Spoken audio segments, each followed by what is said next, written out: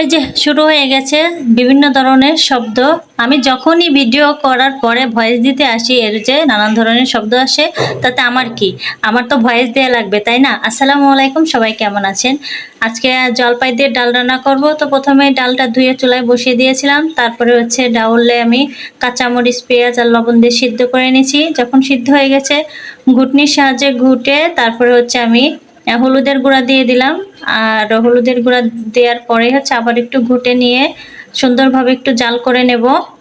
আর জলপাই দিয়ে ডাউল কে কে পছন্দ করেন অবশ্যই কমেন্ট করে জানাবেন। আমার কাছে তো খুব ভালো লাগে, টকটক লাগে, ভালো লাগে, অনেক সুন্দর লাগে। তো এদিকে যে 5টা জলপাই দিয়েছি আমি, জলপাইগুলো একটু কেটে নিয়েছি। দেখতেই পাচ্ছেন কিভাবে কাটছি, পুরোপুরি কিন্তু কাটি নেই। তো এখন হচ্ছে জলপাইগুলো দিয়ে দিলাম। যখন এগুলো একটু সিদ্ধ হয়ে আসবে তখন কিন্তু আমি আবারও ঘুটনির সাহায্যে একটা ঘুটে একটু ভেঙে দেব, যাতে ডালটা একটু টক লাগে, খেতে ভালো লাগে। অনেকেই আছে এভাবে আস্ত রাখে, এতেও ডাল কিন্তু টক হয়, সমস্যা নাই। আমি একটু ঘুটে ভেঙে দিচ্ছি। একেবারে যে পুরো ভেঙে দেওয়া লাগবে তা কিন্তু নয়, আধা ভাঙা করলেই হবে। তো আমি এভাবে নসনি দিয়ে হচ্ছে পাতিলটা ধরে ভাঙতে চেষ্টা করতেছিলাম, কিন্তু যেহেতু পাতিলটা ছোট তো ডাউল পড়ে পড়ে যাচ্ছে, সমস্যা নাই। তো এখন হচ্ছে এই যে দেখতেই পাচ্ছেন আমি ঘুটে দিলাম, তারপর হচ্ছে দেখাচ্ছি একটা উঠায়ে যে কিভাবে ভাঙছি। দেখা গেছে 1 কোয় 2 কোয় এভাবে ভাঙছি, যে দেখতেই পাচ্ছেন এভাবে ভেঙে নিচ্ছি জলপাইগুলো। তো এই তো এখন হচ্ছে সুন্দরভাবে ডাল জাল করে নিয়ে তারপরে হচ্ছে আমি ডালে ফোড়ন দেব। এই ডাল রান্নার সাথে যদি ধনিয়া পাতা দেওয়া যায় তাহলে খেতে আরো বেশি স্বাদ লাগে। তো আমার কাছে ছিল না বিধায় আমি দেইনি। এদিকে যে একটা কড়াই বসিয়ে দিচ্ছি, এখন হচ্ছে ডালে ফোড়ন দেব। তো তেল দিয়ে দিলাম, কড়াইটা গরম হওয়ার পরে এখন এই জায়গায় রসুনের ফোড়ন দেব। আর আমার মনে হয় ডালে রসুনের ফোড়ন দিলে পরে বেশি ভালো লাগবে এই জলপাই দিয়ে ডাল রান্নার। তো অনেকে আছে পেঁয়াজের ফোড়ন দেয়, তো পেঁয়াজের ফোড়নের কিন্তু এক স্বাদ, আর ডালে রসুনের ফোড়ন দিয়ে রান্না করে দেখবেন অন্য স্বাদ লাগবে। এদিকে যে রসুনের ফোড়নটা আমি হচ্ছে একটু জালটা বাড়িয়ে দিয়েছিলাম, দেখি একটু বেশি পুড়ে পুড়ে গেছে, সমস্যা নাই, একটু পরে এটা ঠিক হয়ে যাবে। তো তারপরে সুন্দরভাবে আবারও ডালটা আমি জাল করে নিচ্ছি। আর খেতে কিন্তু অসম্ভব সুন্দর হয়েছিল। আর কি আর বলবো আপনাদেরকে, শুনতেই পারতেছেন কত ধরনের শব্দ আসে। বুঝি না কেন আমি যখন ভিডিও করি বা ভয়েস দেই তখনই কি এই শব্দগুলো আসে নাকি। তো যাই হোক, কি আর করার, রাতের বেলায়ও শব্দ, দিনের বেলায়ও শব্দ।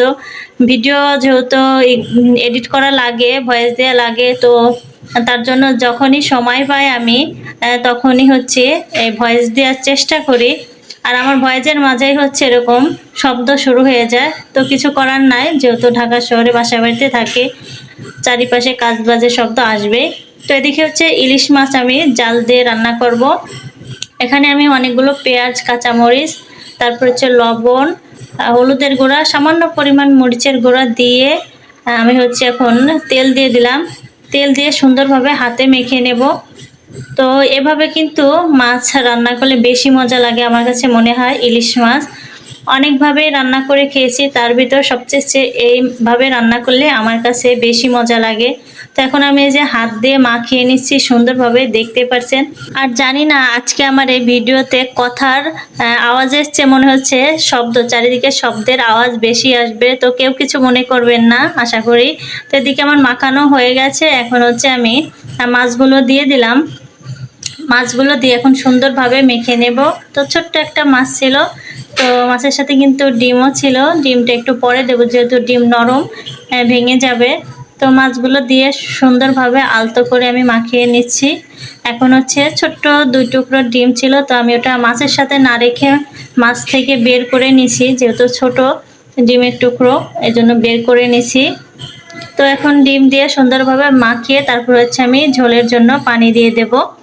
আর যারা আমার এই ভিডিওটা ধৈর্য সহকারে পুরো ভিডিওটা দেখছেন তাদেরকে জানাই অসংখ্য ধন্যবাদ। আপনারা যদি আমাকে সাপোর্ট না করতেন কখনো এই পর্যন্ত আসতে পারতাম না। তো সবার জন্য দোয়া ও ভালোবাসা অবশ্যই থাকবে। এই তো এখন আমি যে ঝোলের জন্য পানি দিয়ে দিচ্ছি, এখন ঢাকনা দিয়ে ঢেকে বসিয়ে দেব। আর এই রান্নাতে কিন্তু আমি আর অন্য কোনো মশলা ব্যবহার করি নাই আর করবো না। দেখতেই পাচ্ছেন যা যা দিয়েছি এগুলোই দিয়ে রান্নাটা করে নিলাম। এদিকে যে তার কিছুক্ষণ পরে জাল করার পরে দেখেন তরকারিতে বলক উঠে গেছে, তো আমি ঢাকনাটা নামিয়ে দেখানোর চেষ্টা করতেছি। দেখছেন ডিমের এক টুকরো কিন্তু অলরেডি ভেঙে গেছে আর এক টুকরো আস্ত আছে। তো একটু নেড়ে চেড়ে দিলাম, দেওয়ার পরে আবার আমি ঢাকনাতে ঢেকে বেশ খানিকক্ষণ জাল করে নিচে আর একটু বেশি ঝোল করে রান্না করে নিলাম। আর এই ঝোলটা বেশি মজা লাগে। আর ডিমের একটা ছড়া যে ভেঙে গেছে, অলরেডি তরকারির এই ঝোলে ডিমে মাখো মাখো হয়ে গেছে, কিন্তু দেখে বোঝা যাচ্ছে না। যখন খেতে বসছিলাম পুরো এই ঝোলের সাথে ডিম মাখিয়ে গেছিল। আর এই তো আমার ফাইনাল লুক হচ্ছে তরকারি, দেখতেই পাচ্ছেন অনেক সুন্দর হয়েছে। নিজে রান্না করছি বলে বলতেছি নে, তো আপনারা চাইলে ট্রাই করে দেখতে পারেন। তো সবাই ভালো থাকবেন, সুস্থ থাকবেন। আজকের মতন এ পর্যন্তই। আল্লাহ হাফেজ।